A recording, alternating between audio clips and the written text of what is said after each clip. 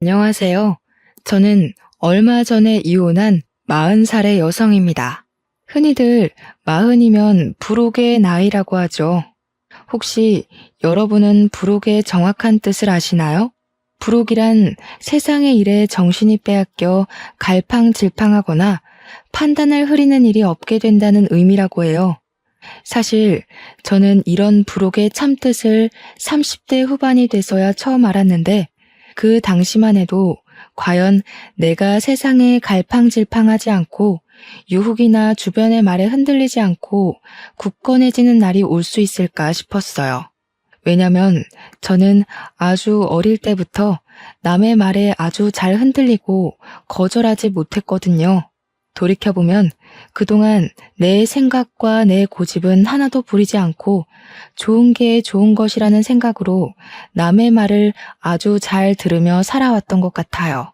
그런데 불혹의 나이가 되고 이혼하게 되면서 전 남의 말에 휘둘리지 않고 내면적으로 좀 더 단단해지고 성장한 것 같아요. 그저 유순하게만 살아왔던 제가 왜 이렇게 변하게 되었는지 지금부터 저의 이혼 이야기를 해보려고 해요. 저의 남편은 치과의사였어요. 흔히 남편이 치과의사라고 하면 잘 살 것으로 생각하지만 저는 그러지 못했어요. 왜냐하면 남편이 치과에서 돈을 벌면 그 돈이 모두 다 시댁으로 들어갔거든요. 그래서 정작 저는 경제적으로 넉넉하지 못하게 살았어요. 왜 남편의 돈이 다 시댁으로 갈 수밖에 없었는지 설명해드리면 일단 시부모님은 대학교 앞에서 감자탕 가게를 운영하셨는데 장사가 거의 안 되었어요. 처음에는 어느 정도 매출이 나왔어요. 사실 돈이 없는 대학생들에게 감자탕은 든든한 밥 한 끼가 되기도 하고 근사한 술안주가 되기도 하잖아요. 그런데 근처의 시부모님 가게보다 더 저렴하고 양도 많고 맛도 좋은 감자탕 가게가 들어오고 나서부터 시부모님 가게에는 손님들이 줄기 시작했어요. 그렇지 않아도 힘들던 와중에 전례 없던 코로나라는 전염병이 돌면서 학교 수업이 전면 비대면 수업으로 전환되었고 이에 따라 수입도 전혀 없는 상황이었어요. 도련님은 사업을 준비하고 있지만 사실상 백수예요. 그리고 제가 이혼을 결심하게 된 이유이기도 하죠. 먼저 도련님에 관해 얘기하자면 도련님은 태어날 때 심장에 문제가 있어 큰 수술을 여러 번 했어요. 다행히 수술이 아주 잘 돼서 커서는 심장 수술을 하지는 않았지만 계속 크고 작은 병에 수시로 걸려서 학창 시절의 대부분은 병원에서 지냈어요. 시부모님은 귀한 아들이 태어날 때부터 아픈 것이 다 본인들의 탓인 것만 같아 도련님만 보면 가슴이 미어진다고 하시더라고요. 그래서 그런지 도련님이 원하는 것은 그게 무엇이든지 다 해주려고 하셨어요. 그런데 아들에게 뭐든 다 해주려면 돈이 있어야 하잖아요. 시부모님은 돈이 없으셨던 것이죠. 그럼에도 첫째 아들인 남편은 혼자 열심히 공부해서 전액 장학금도 받고 치대에 들어가 치과 의사가 되었어요. 시부모님은 치과 의사가 되어 돈을 많이 벌게 된 남편에게 도련님에 대한 금전적인 지원을 많은 요구를 하게 됐어요. 그래서 우리 남편은 도련님에게 수시로 용돈도 주고 생활비도 지원해주고 학비도 지원해주게 되었고요. 남편 역시 항상 아픈 본인의 동생 도련님이 매우 안타까웠거든요.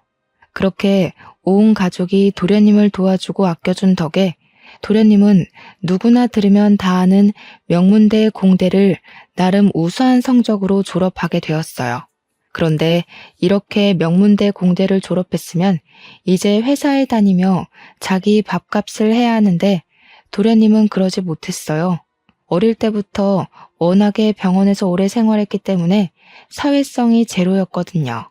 솔직히 학교는 성적만 잘 나오면 큰 문제가 되지 않으니 사회성이 제로여도 별 문제가 없었어요.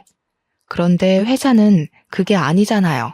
회사는 나만 잘한다고 되는 것이 아니라 팀원들과 함께 일을 해야 하고 상사와도 잘 조율하며 지내야 하잖아요. 도련님이 일은 나름 잘하는 것 같았는데 사람과의 관계에서 너무 큰 스트레스를 받게 되었어요. 그 결과 3개월 만에 첫 회사를 때려치웠다고 해요. 몇 개월간 백수 생활을 하다가 두 번째 회사에 입사했으나 거기서도 사람들과의 관계에 스트레스를 크게 받아 1년을 채우지 못하고 또 관두게 되었어요. 그 뒤로도 몇 군데 회사를 다니고 관두고를 반복하다가 도련님은 자신이 직접 사장이 되면 사람과의 스트레스가 없을 것이라는 생각이 들어 사업을 하기로 마음을 먹게 돼요. 처음에는 부모님이 음식점을 하시니 자신도 음식과 관련된 사업을 하면 잘할 수 있을 것으로 생각해서 대학교 앞에 치킨집을 열었어요. 초반은 학생들이 많이 찾아줘서 나름대로 장사가 잘 되었다고 해요. 그런데 근처에 프랜차이즈 치킨집이 들어서면서 망했고요. 이후 너무 답답한 마음에 사주를 보러 갔는데 무속인이 물과 잘 맞는다고 물 관련 장사를 하면 잘 된다는 소리를 듣고 카페를 열었어요. 그런데 전국적으로 카페가 우후죽순으로 생겨나면서 특별한 특징이 없고 매우 평범했던 도련님의 카페에 손님이 줄기 시작하더니 또 망했어요. 이렇게 두 번의 사업을 시작하고 망하면서 드는 비용은 다 남편의 돈으로 해결했어요. 이렇게 남편은 도련님의 대학교 학비에서부터 두 번의 사업 창업과 실패에 대한 비용까지 다 부담하게 되어 정작 본인의 결혼에는 쓸 돈이 없게 되었어요. 그 덕에 우리는 본의 아니게 스몰 웨딩으로 진행되었어요. 그렇지만 저는 그래도 좋았어요.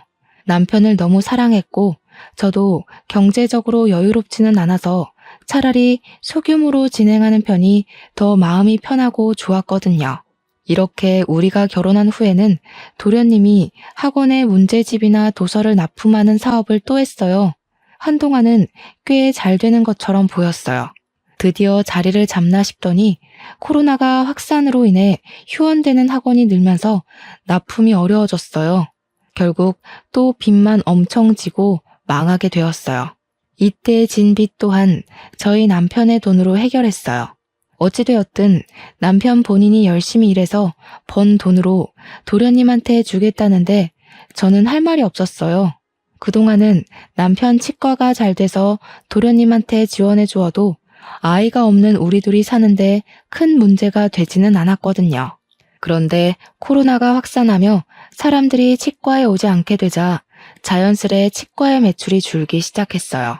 이제 우리도 경제적으로 어려운데 이 와중에 도련님은 마스크 사업을 하겠다고 아주 당연하게 남편에게 돈을 요구하는 것이 아니겠어요. 이 소리를 듣고 저는 속으로 도련님이 무슨 사업을 해도 쫄딱 망하는데 이제 사업 그만하고 나이도 있으니 일단 공장 같은 데라도 가서 스스로 돈을 벌어야 한다고 생각했어요. 그런데 이 말을 차마 할 수가 없었어요. 왜냐하면 남편은 정말 똑똑했고 계산이 빠른 사람이었거든요. 이런 사람의 남편의 친구가 마스크 사업으로 이번에 대박이 났다며 이번에는 절대 망하지 않을 것이라며 마지막으로 도련님을 도와주자고 저를 설득하더라고요. 게다가 시댁 식구들도 도련님이 이번에 대박이 나서 돈을 많이 벌게 되면 우리에게 좋은 집과 차를 선물하겠다고 하더라고요. 원래 우유부단하고 남의 말에 잘 흔들리던 저는 시댁 식구들과 남편의 말에 설득당해서 도련님을 도와주기로 마음먹었어요. 그리고 도련님의 사업이 남편 친구처럼 대박나기를 기대했지만 결국에는 또 망하게 되었죠. 이러던 와중에 시어머니는 당뇨병이 오셨어요. 당뇨라는 것이 합병증이 무서워서 주기적으로 약도 먹고 시간마다 혈당을 체크해야 하잖아요. 그런데 병원에 가실 때마다 시어머니가 저를 부르시더라고요. 그리고선 꼭 지갑을 두고 왔다. 갑자기 화장실이 너무 급하다. 친구에게서 급한 전화가 왔다는 빤히 보이는 핑계를 대시며 제가 병원비를 내도록 하셨어요. 저는 이렇게 매번 우리 집이 시어머니의 병원비를 부담하는 것이 너무 싫었어요. 솔직히 남편 치과도 매우 힘들었거든요. 그래서 저도 아르바이트를 구하려 했으나 코로나로 인해 워낙 불경기라 있던 사람들도 다 잘리는 마당에 저같이 경력이 오래 단절된 아줌마를 채용해준다는 곳이 아무 데도 없었어요. 그래도 10년 가까이 살면서 시어머니가 저한테 싫은 소리 한 번 하시지 않았고, 사랑하는 남편의 어머니고 가족이라는 생각에 싫은 내색 한 번 하지 않고 살았어요. 한 번은 남편이 회식을 가서 늦게 온다고 해서 집에서 혼자 밥을 먹고 치우고 있는데 시어머니한테 전화가 왔어요.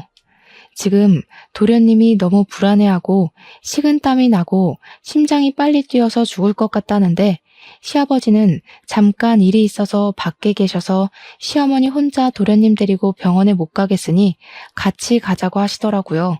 저는 깜짝 놀라 바로 시댁으로 가 도련님과 시어머니를 모시고 응급실로 갔어요. 응급실에서는 검사하더니 공황장애라고 진단을 내렸어요. 그리고 꾸준히 약을 먹고 치료를 해야 한다며 다음날 오후로 외래 진료를 잡아주었어요. 그런데 병원비를 계산하려는데 시어머니도 도련님도 지갑을 가져오지 않은 것이에요. 둘 다 워낙 정신이 없던 상황이라 그런가 보다 싶어 일단 남편 카드로 60만 원의 병원비를 냈어요. 다음날 저는 도련님이 당연히 혼자 병원에 갈 수 있을 것으로 생각했는데 오전에 시어머니한테 전화가 오더라고요. 도련님이 병원에 가야 하니 같이 좀 가달라고요. 저는 조금 이해가 되지 않았지만 어제 공황 발작으로 인해 너무 놀라서 그런가 싶어서 같이 갔어요. 병원에서 진료를 다 받고 병원비를 계산해야 하는데 화장실에 가고 없더라고요. 그 앞에 그냥 있기도 좀 그래서 병원비와 약값을 모두 남편 카드로 계산했어요.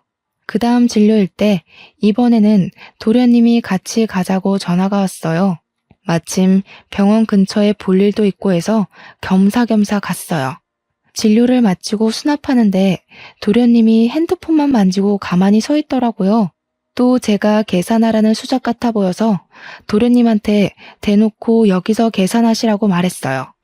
그랬더니 못 들은 척하고 핸드폰을 보며 자판기 앞으로 가서 괜히 커피를 뽑고 있더라고요. 뒤에 사람들은 많이 기다리고 있고 수납하시던 직원분도 빨리 계산하셔야 한다고 상하셔서 결국엔 남편 카드로 또 병원비와 약값을 계산했네요. 그날 제가 남편 카드를 내면서 2번 다시는 도련님과 같이 병원에 오지 않으리라 다짐을 했어요. 그 다음 진료일. 그날은 저희 친정엄마의 제삿날이었어요. 사실 전 아버지가 어릴 때 돌아가셨고 친정엄마와 둘이서 살았는데 친정엄마마저 지병으로 5년 전에 돌아가셨어요. 남편은 바쁘다는 핑계로 매년 제사에 참석하지 못해서 저 혼자 이모 집으로 가서 이모와 함께 제사를 지내곤 했어요. 그날도 제삿날이라 이모 집에서 음식 장만하느라 바쁜데 도련님한테 전화가 오더라고요. 형수, 저 오늘 병원 가야 하는데 같이 가요. 이거 어쩌죠? 저 오늘 친정엄마 제사라 큰이모 댁에 와 있어요. 이모 댁이 우리 집 근처 아니에요? 병원 예약되어 있어서 시간 많이 걸리지도 않고 제사는 밤에 지내니까 일단 나랑 같이 병원에 가요. 병원에 갔다가 다시 가서 음식 장만하고 제사 지내면 되잖아. 형수가 같이 안 가면 나 누구랑 가요? 죄송하지만 그건 힘들 것 같네요. 지금 음식 장만을 거의 못해서요. 알겠어요. 그럼 그냥 병원비나 보내줘요. 아마 저번에 나온 병원비 그대로 보내면 될 거예요. 계좌번호 지금 카톡으로 보낼게요. 제가 왜 도련님한테 병원비를 보내야 하죠? 그리고 지금 제가 이모댁이라서 돈 이체하기 힘들 것 같네요. 죄송해요. 아니, 형수 폰뱅킹 하잖아. 핸드폰으로 금방 이체하는데 그거를 왜 못해요? 왜? 이해가 안 되네? 설마 지금 그깟 병원비 아까워서 그래요? 솔직히 그 돈 형수 돈 아니잖아. 우리 형이 일해서 번 돈이잖아. 어차피 형 돈으로 생활하면서 꼴의 유세는 무슨. 못 보내주면 말아요. 병원 안 가고 확 죽어버리면 되지. 도련님은 돈을 이체하지 못하겠다는 제 말에 불같이 화를 내며 자신의 할 말만 하고 끊었어요. 저는 다른 사람이 제게 이렇게까지 화를 낸 것은 처음이라 손이 덜덜 떨리고 심장이 두근거렸어요. 누군가와 통화를 한 뒤 겁에 질린 저의 모습을 본 이모는 깜짝 놀라 왜 그러냐고 하셨어요. 그래서 저는 시댁에서 그동안 있었던 모든 일을 하나도 빠짐없이 모조리 다 이야기했어요. 혜정아, 왜 그렇게 미련하게 살아? 아무리 어려운 시댁이라고 해도 네가 아닌 것 같다 싶으면 거절도 하고 화도 내고 하며 살아야지. 안 그러면 속병 나 이거 사. 그리고 시댁과 도련님이 아무리 어렵고 힘들게 산다 해도 너희 집이 병원비며 사업비까지 다 대주는 것은 정말 아니야. 너희 시부모님 가게 하신다며.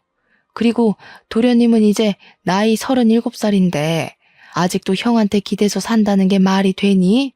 7살도 아니고 37살이 병원비 몇 푼이 없어서 같이 가자 그러고 돈 보내달라고 하고 너네 도련님이란 사람은 바보라니? 아니, 너나 네 남편이 로또에 당첨돼서 평생 놀고 먹고 살 만큼 돈이 있으면 도련님이라는 그 바보 등신한테 돈을 매번 갖다 줘도 아무 문제가 없어. 근데 그러지 않잖아. 게다가 지금 너네도 매우 힘들다면서.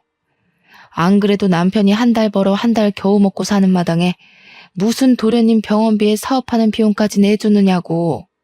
이모는 제가 결혼 후 살아온 이야기를 듣고 나선 열변을 토하시며 저와 남편의 행동을 매우 답답해하시며 화를 내셨어요.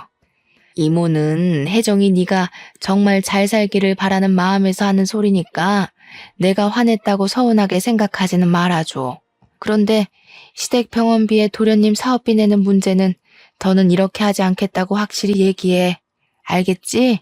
그런데 어차피 그 돈 다 남편이 번 돈이기도 하고 제가 그 돈에 대해서 이래라 저래라 얘기할 권한은 없잖아요. 그리고 그 말에서 남편이랑 싸우고 이혼하자고 하면 어떻게 해요? 내 나이가 이제 적은 나이도 아닌데. 그래, 그 돈 남편이 번 돈이긴 하지. 그런데 너희는 남남이 아니고 부부야. 좋은 일도 힘든 일도 함께 해야 하고 경제적인 것도 함께 해야 해. 그래야 진정한 부부지. 그리고 남편이 지금 밖에 나가서 돈을 벌기는 하지만 그렇다고 네가 집에서 마냥 놀기만 하니? 그건 아니잖아. 그렇죠. 저도 집안일 하는데 그건 헛수고로 알고 있고 남편은 가족에게 돈을 쓰는 걸 당연하게 생각하더라고요. 자기 가족 무시하냐고 화만 내고. 너도 남편이 밖에서 돈을 잘 벌어오도록 매일 아침밥 차려주고 청소와 빨래와 같은 집안일에 신경 쓰지 않고 바깥일에만 집중할 수 있도록 너도 잘 내조를 하잖아. 그렇게 집안에서 너의 본분을 다하며 네 생각을 이야기했는데 남편이나 시댁에서 네 이야기를 들어주기는커녕 도리어 화를 낸다? 그러면 너도 이 사람들과 인연은 여기까지인가 보다 생각하고 이혼해. 좀 당당하게 좀 살아 이거사. 네가 이렇게 시부모랑 남편한테 쩔쩔매고 사는 거 엄마가 하늘에서 보면 얼마나 속상하시겠니?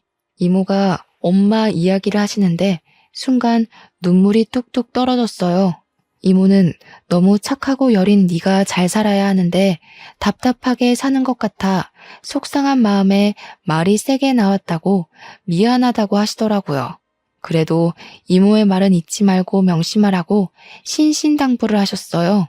이모의 말씀을 들으며 그동안 내가 얼마나 미련하게 살아왔는지 느낄 수 있었고 이제는 이렇게 살지 말아야겠다고 다짐을 했어요. 이모 앞에서 어린아이처럼 울다가 겨우 진정이 되었는데 시어머니한테 전화가 왔어요. 너는 말이야. 지금 지호가 공황장애로 죽내사내 하는데 병원을 같이 가주지는 못할 망정. 어떻게 돈을 안 보내주니? 그러다가 애 잘못되면 네가 책임질 거니? 어머니, 죄송하지만 지금 제가 친정엄마 제사 준비 중이라서요. 아직 음식 장만을 거의 못해서 바빠요. 제가 시어머니와 통화하는 것을 보더니 이모가 한숨을 푹 쉬시며 제 핸드폰을 가져가셨어요. 안녕하세요. 저 혜정이 이모 되는 사람입니다. 아, 네. 안녕하세요. 지금 며느리랑 통화해야 하니 좀 바꿔주시겠어요? 그런데 제가 아까부터 상황을 지켜보니 혜정이 도련님이 좀 아프신 것 같던데 혜정이가 도련님의 보호자도 아니고 엄마도 아닌데 왜 자꾸 혜정이한테 같이 병원에 가자 돈을 달라고 하시는지 모르겠네요. 사돈이 잘 모르시는 것 같아서 말씀드리는데 도련님이라는 사람은 사돈의 아들이지 제 조카 혜정이의 아들이 아니에요. 지금 말 다 하셨어요? 걔한테 무슨 소리를 어떻게 들었는지는 모르겠지만 가족끼리 병원에 같이 가기도 하고 힘들면 병원비도 좀 지원받고 그러고 사는 거 아니겠어요? 네, 가족인데 물론 서로서로 도와가며 잘 살아야죠. 그런데 문제는 지금 도련님이라는 분은 한 번도 혜정이 남편에게 도움이 된 적 없었잖아요. 대학 학비에서부터 사업으로 생긴 빚, 병원비까지 다 지원을 받으면서 남편에게 고마워한 적 한 번이라도 있으세요? 있으시냐고요? 아니, 이 여자가 왜 남의 가정에 이래라 저래라 훈수질이야?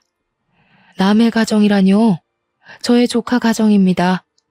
저도 훈수 둘 자격 충분히 있어요. 그리고 사돈, 제가 한마디만 더 하겠는데 도련님의 병원비는 본인이 직접 해결하던가 아니면 사돈이 해결하세요. 안 그래도 힘든 조카 집에 더는 손 벌리지 마시고요. 아시겠어요? 이모는 제가 그동안 하고 싶었던 모든 말을 저 대신 시원하게 해주시고 전화를 끊으셨어요. 저는 그동안 묵은 채증이 내려가는 것처럼 좋긴 했지만 한편으로는 앞으로 시어머니 얼굴을 어떻게 볼지 걱정이 되었어요. 그런데 이모는 시어머니와 통화 후 고개를 갸우뚱거리시더라고요. 그런데 내가 왜 너희 시어머니 목소리를 어디서 들어본 것 같지? 내 결혼식 때 보고 대화를 나눠서 알지 않을까요? 아니야. 나 너 결혼식 때 못 갔잖아. 그때 너희 이모부 해외 출장 중이라서 나 해외에 있어서 못 갔어. 그래서 축의금만 두둑이 보냈잖아. 그러네요. 그럼 이모와 저희 시어머니는 한 번도 뵌 적도 말한 적도 없었네요. 그럼 다른 누군가와 헷갈린 게 아니에요? 아니야. 분명히 어디선가 이 말투, 이 목소리 들었어. 아, 너 시어머니 이름이 혹시 이금자 맞니? 이모가 시어머니 이름을 어떻게 아세요? 나 원참 어이가 없어서 이렇게들 운명이었나 보다. 충격 먹지 말고 잘 들으렴. 사실 신혼 시절 때 네 이모부가 한번 바람을 피웠어. 그때 이모부가 바람 핀 것을 알고 이모부 상간녀랑 정말 징글맞도록 싸웠어. 당연히 그랬지. 나는 네 이모부를 정말 사랑해서 결혼까지 했는데 그런 이모부가 다른 년이랑 바람이 났다고 하니 내 눈이 안 뒤집히겠니? 네? 이모부가 바람을 폈었다고요? 그래. 그래서 내가 아주 그 상간녀랑 머리털 붙잡고 대판 싸웠단다. 그때 확 이혼해버릴까도 했는데 그 당시 이혼녀라는 딱지가 큰 흠이 되던 시절이기도 했고 내가 이모부를 더 좋아해서 다시는 상간녀를 만나지 않겠다는 각서를 쓰고 계속 살게 됐지. 나중에 알고 보니까 그 상간녀는 찢어지게 가난한 집안 딸이었고 음식점을 하는 남편도 있었다더라. 그런데 음식점도 잘 안 되고 남편과도 사이가 그다지 좋지 않았었나 봐. 그래서 대기업에 다니는 네 이모부 꿰어서 팔자 좀 펴보려고 일부러 접근한 요새 말로 말하면 꽃뱀이었더라고. 근데 그때 그 상간녀가 바로 이금자, 너희 시어머니야. 네? 그럼 이모부의 상간녀가 바로 저희 시어머니셨다고요? 그런데 그 상간녀의 남편이 있었다면서요. 그럼 시어머니가 시아버지랑 결혼하고 나서 이모부랑 불륜을 저지른 거예요? 그럼 시아버지도 이 상황을 아세요? 그때 너희 시아버지는 망해가는 음식점 살리겠다고 고군분투하느라 아마 몰랐을 거야. 아니, 자기 남편은 먹고 살겠다고 그리 용을 쓰는데 마누라라는 사람은 도와주지는 못할 망정 돈 많은 남자 꿰어서 재혼할 생각을 했다는 게 말이 되니? 게다가 말하는 것이며 행동이 어찌나 무식하던지. 아무튼 그때 정말 이금자라는 여자한테 아주 학을 뗐다. 어떻게 세상에 이런 일이 있을 수가 있어요? 이래서 정말 사람 일은 한 치 앞도 모른다고들 하나 봐요. 혜정아, 내가 방금 든 생각인데 이 일은 너만 알고 있어. 그러다가 나중에 네가 이제는 정말 이혼을 해야겠다 싶을 때 그때 크게 터트려서 써먹으렴. 그동안 너를 이렇게 마음고생했는데 그냥 좋게 이혼하기에는 뭔가 조금 아쉽지 않겠니? 이모는 나중에 언젠가 크게 써먹을 일이 있을 것이라며 일단 이 충격적인 사실을 모른 척하라고 하셨어요. 저는 이모의 말씀에 알겠다고 했어요. 다음 날 엄마의 제사를 무사히 마치고 집에 와 늦잠을 자고 있는데 시어머니가 집으로 오라고 전화가 왔어요. 전날 이모와 대화하며 더는 답답하게 살지 말아야겠다고 다짐은 했지만 어디 사람 본성이 어디 가나요. 전날의 패기는 다시 다 잊은 채 시댁에 떨리는 마음으로 갔어요. 시댁에 도착하니 시어머니가 도끼 눈을 뜨고 저를 쳐다보았어요. 야, 너네 이모한테 무슨 얘기를 어떻게 했길래 우리 집을 욕먹게 만들어? 그깟 병원비 얼마나 한다고? 어머니 당뇨병 병원비에 도련님 공황장애 병원비까지 솔직히 한 달에 병원비만 50에서 60만 원이나 나와요. 게다가 예전에 도련님 사업하고 망한 빚까지 아직 갚고 있고요. 솔직히 이제 치과도 코로나로 타격이 큰데 매번 병원비 부담하기가 너무 벅차요. 어머, 얘 나한테 화내는 것 좀 봐라. 그래도 너희 집이 가장 경제적으로 여유롭잖아. 그리고 그 돈이 네 돈이니? 다 우리 지훈이가 치과에서 열심히 일해서 번 돈이지. 내가 네 돈 내라는 것도 아니고 우리 아들 돈 내가 쓰겠다는데 왜 네가 호들갑이야? 시어머니의 어이없는 말씀에 저는 기가 막혀서 말문이 턱 막혔어요. 그리고 우리 아들이 그렇게 죽을 똥 쌀 똥으로 일하는데 네가 언제 도와준 것 있니?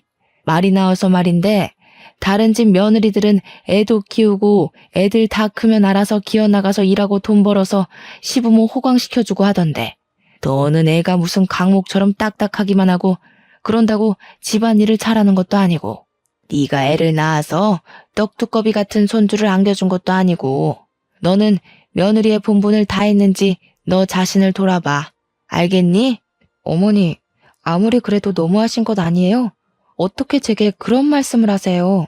집에서 우리 아들이 주는 돈으로 놀고 먹으면서 그동안 남편 돈이 시댁으로 얼마나 흘러가는지 감시나 하고 살았어? 옛날 같으면 넌 애 못 낳아서 진작이 쫓겨났어. 사실 저희 부부는 정말 아이를 갖고 싶어서 시험관 시술을 3번이나 진행해서 겨우 임신에 성공했어요. 시어머니는 저의 임신 소식을 듣고 얼른 다니던 회사를 관두라고 하셨어요. 임산부가 회사에 다니면 안 좋다고요. 저는 계속 다니고 싶었지만 시어머니의 권유도 있었고 입덧이 너무 심해서 어쩔 수 없이 회사를 관두게 되었어요. 그렇게 회사를 관두고 집에 있는데 시어머니가 하루도 빠짐없이 우리 집에 오셔서는 사사건건 잔소리를 하셨어요. 임산부는 무조건 좋은 것만 봐야 하고 오직 영양식과 건강식으로만 먹어야 하며 TV와 핸드폰도 봐서는 안 된다며 제 일상생활의 모든 것을 제약하셨죠.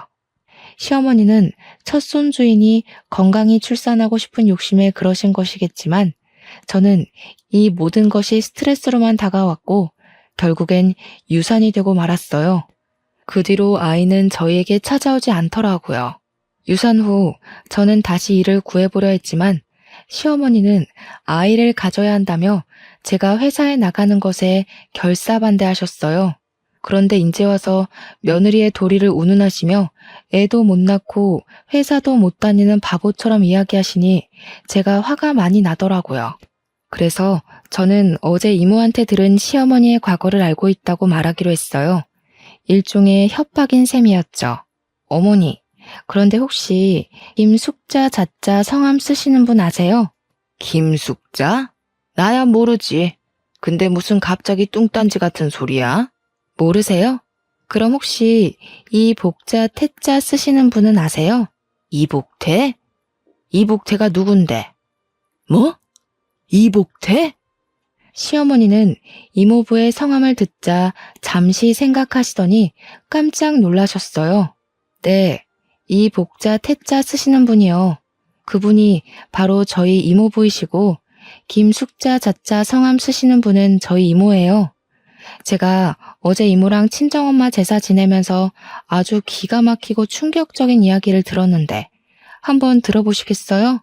시어머니는 젊은 시절 불륜관계로 만난 남자가 저의 이모부시고 자신과 크게 싸웠던 분이 저의 이모인 것을 알게 되자 깜짝 놀라셨어요. 그러시고는 아까 내가 너에게 했던 말은 다 마음에도 없는 소리였고 정말 미안하다고 이젠 절대 너에게 그런 막말을 하지 않겠다고 사과를 하시더라고요. 그러시며 아들이나 시아버지에게 얘기하지 말아달라고 신신당부를 하셨어요. 시어머니가 참 미웠지만 그래도 나이 드신 분이 지난 과거로 인해 쩔쩔매는 모습을 보니 조금 안쓰러운 마음이 들기는 하더라고요. 저 역시 오래전의 과거를 굳이 들먹이며 시부모님 가정을 깨고 싶지는 않았어요. 그래서 이 사실에 대해 입 다물고 있을 테니 다시는 도련님 병원비나 사업비 우리 집으로 청구하지 말라고 했어요. 이것만 지켜주신다면 저도 조용히 살 것이라고요. 시어머니와 이야기를 마친 뒤 며칠 동안은 시어머니나 도련님의 전화도 없고 아주 평온하게 지냈어요. 그렇게 한 달 정도인가 지났을까요? 도련님한테 전화가 오더라고요. 자기가 새로운 사업을 시작했는데 돈이 필요하다고 지원 좀 해달라고 하더라고요. 아주 당당하게 요구하길래 저는 시어머니께 듣지 못했냐고 이제는 도련님 사업비 우리한테 지원해달라는 소리 하지 말라고 이야기했어요. 도련님은 저의 단호한 목소리에 당황해하며 전화를 바로 끊으시더라고요. 그리고 얼마 뒤 드디어 사건이 터졌어요. 제가 아파트 관리비를 내려고 남편의 공인인증서로 인터넷 뱅킹에 접속했어요. 그런데 통장에 있어야 할 돈이 한 푼도 없는 것이에요.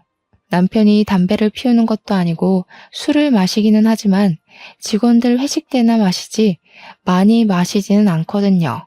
돈을 쓰는 곳이라고는 주유소가 전부인데 통장에 돈이 하나도 없다는 것이 이상해서 거래 내역을 조회해보니 시어머니와 도련님 앞으로 거액의 돈이 이체되었더라고요. 사실 남편은 해킹당할 위험이 크다며 폰뱅킹을 하지 않아요. 그래서 이체를 하려면 매번 은행에 직접 가야 하거나 제가 가지고 있는 공인인증서로 인터넷 뱅킹을 해야 했죠. 그런데 치과 일로 매번 바빠서 은행에는 잘 못 가고 공인인증서는 항상 제 금고에 있었는데 금고 비밀번호도 모르는 남편이 무슨 수로 어떻게 이체를 했나 싶어서 남편에게 전화했어요. 알고 보니 시어머니는 제가 자신의 과거 불륜 사실을 알게 되자 저한테 돈 달라고 하지는 못하고 남편에게 돈을 달라고 하셨다고 해요. 그래서 남편이 자신이 바쁘니 직접 못하고 집사람한테 공인인증서가 있으니 집사람한테 이야기하라고 했지만 시어머니는 며느리한테 이야기하기 좀 눈치 보인다며 직접 돈을 달라고 했대요. 그러면서 도련님과 시어머니가 치과에 찾아가 일하던 남편을 데리고 은행에 갔대요. 은행에서 남편이 본인의 핸드폰에 폰뱅킹을 설치하게 하여 본인들의 계좌에 쉽게 이체를 할 수 있게끔 했던 거였어요. 이런 사실을 알게 된 순간 이 집에 계속 있다가는 나는 영원히 호구의 마누라가 될 것 같다는 생각이 들었어요. 이렇게는 도무지 못 살겠다 싶어 이혼하기로 마음먹고 남편에게 퇴근 후 시댁으로 바로 오라고 했어요.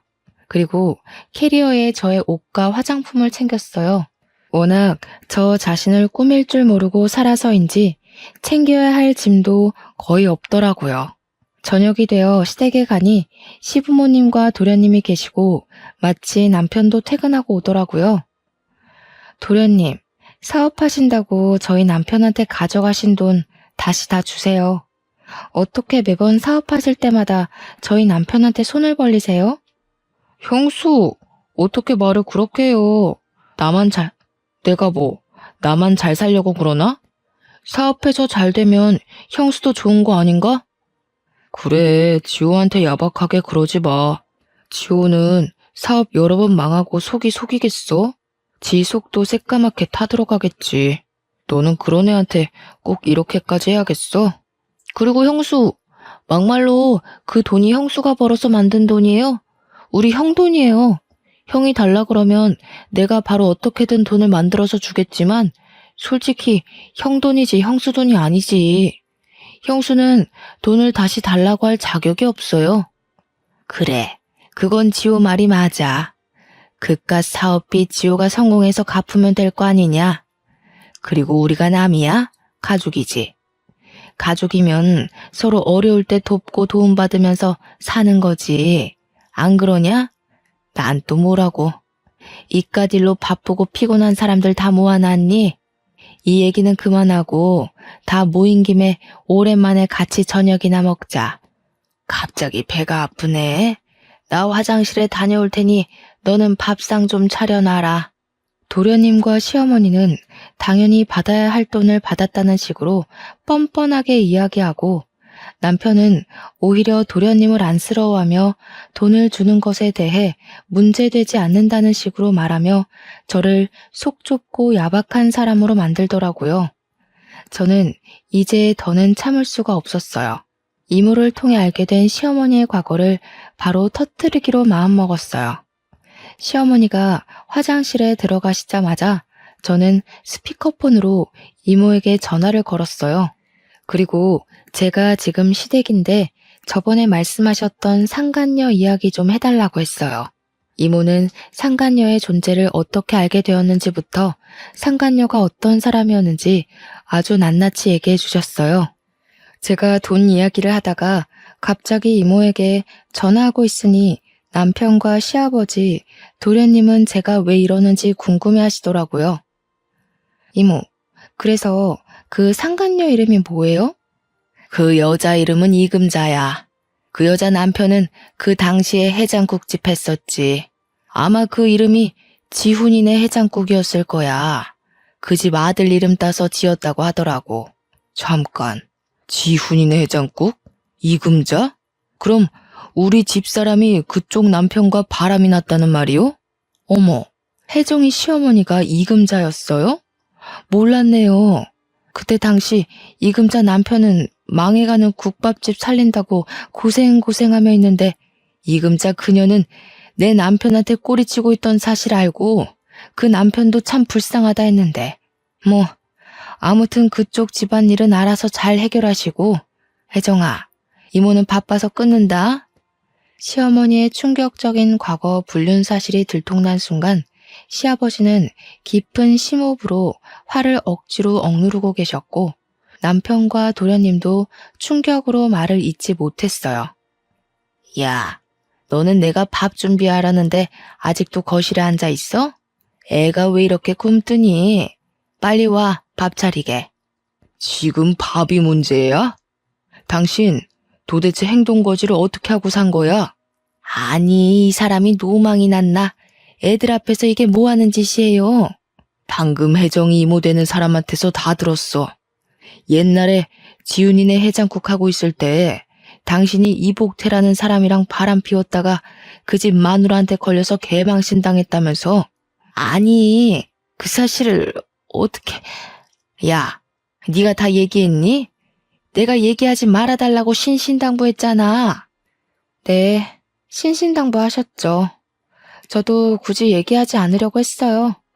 그런데 제가 그 전에 말씀드린 조건은 잊으셨나 봐요.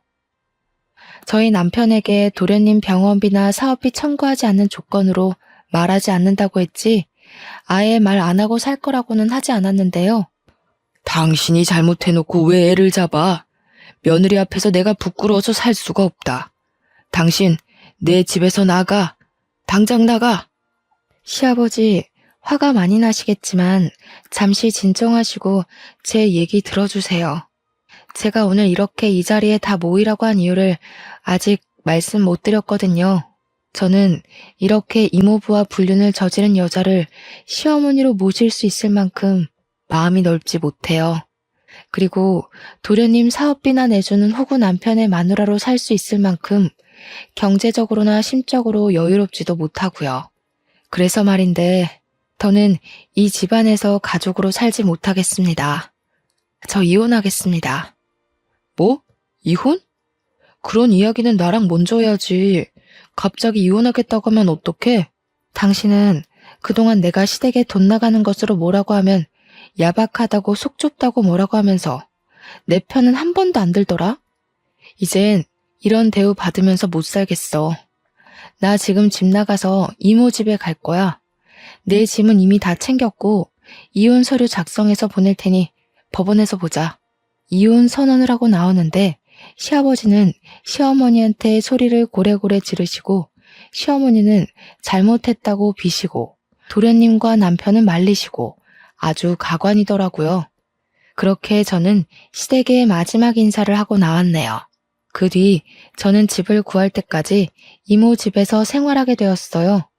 하루는 시어머니한테 전화가 오더라고요. 시어머니 본인의 과거는 잊고 다시 남편과 잘해보라고요. 이젠 정말 손 벌리지 않겠다고 예전에 생각 없이 했던 말들도 다 미안하다고요.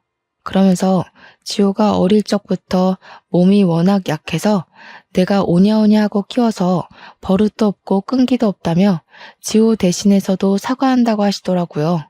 저는 그런 시어머니께 도련님이 그 나이 먹도록 혼자서 뭐하지 못하게 된 건 다 시어머니 탓이라고 하며 그동안 하고 싶었던 이야기들 다 질렀어요. 그리고 이미 전 이혼하기로 했고 저의 이 결정 번복하지 않겠다고 분명히 저의 뜻을 밝혔어요. 잠시 뒤에는 남편에게도 전화가 왔어요. 이제 다시는 도련님이나 어머니한테 돈을 주지 않겠다고 각서라도 쓰겠다고 하며 집으로 들어오라고 설득하더라고요. 예전 같았으면 남편의 설득에 홀라당 넘어갔겠지만 시댁에서 당한 지 10여 년이 되어가니 이제 남편의 그 어떤 말도 믿지 못하겠더라고요.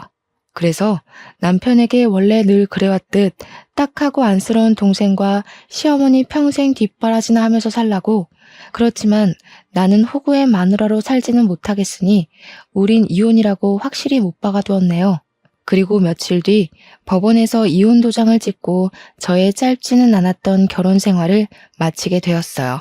사실 아빠가 일찍 돌아가셔서 혼자 힘들게 저를 키우는 엄마를 보면서 저는 절대 남편과 사별하거나 이혼하지 않고 남편과 함께 평생 행복하게 살아야겠다고 생각했어요. 그래서 남편과 시댁이 제게 부당한 것을 요구해도 저는 제 의견 하나 표현하지 못한 채 바보처럼 끌려다니며 살아왔던 것 같아요. 원래부터 제 성격이 그렇기도 했고요.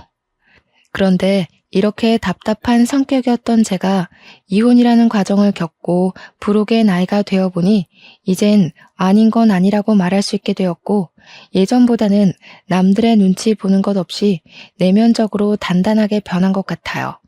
사실 이혼하고 나서 한 회사에 들어가게 되었는데 이혼녀라는 딱지가 있고 경력이 단절된 나이 많은 제가 과연 잘할 수 있을까 걱정이 너무 많았어요. 제가 워낙 눈치도 빠르고 순간 집중력이 좋아 업무는 빨리 익히는 편이지만 사람들과의 관계는 정말 어려웠거든요. 결혼 전 회사 다닐 때는 사람들한테 이리 치이고 저리 치이며 스트레스를 정말 많이 받았던 것 같아요. 그런데 이제는 회사에서 사람들과 관계를 맺을 때 한결 마음에 여유가 있는 기분이에요. 때로는 제가 정말 남들의 말에 휘둘리지 않고 흔들리지 않는 진짜 부록이 된 것 같아 저 스스로가 기특하기까지 해요. 흐르는 나이는 막을 수 없으니 이런 저도 순식간에 쉰이 되겠죠. 쉰은 지천명의 나이, 하늘의 명을 깨닫는 나이라고 해요. 평생 흔들리고 넘어질 것 같은 제가 부록의 나이를 지나 단단해진 것처럼 저의 지천명의 나이에는 하늘의 뜻을 알고 지혜롭게 사는 제가 되도록 부단히 노력해야겠다는 생각이 드네요. 그래서 하늘 어딘가에서 저를 보고 있을 친정엄마를 먼 훗날 다시 뵈었을 때 엄마에게 잘 살았다고 칭찬받는 딸이 되고 싶네요. 저의 이혼 이야기를 하고 나니 저보다 젊은 나이에 혼자가 되어서 힘들게 저를 키우셨을 엄마가 사무치게 그립네요. 엄마의 자랑스러운 딸이 되기 위해서 열심히 그리고 더 야무지게 이 세상을 살아내리라 다짐을 하며 저의 기나긴 이야기를 마칩니다. 들어주셔서 감사합니다.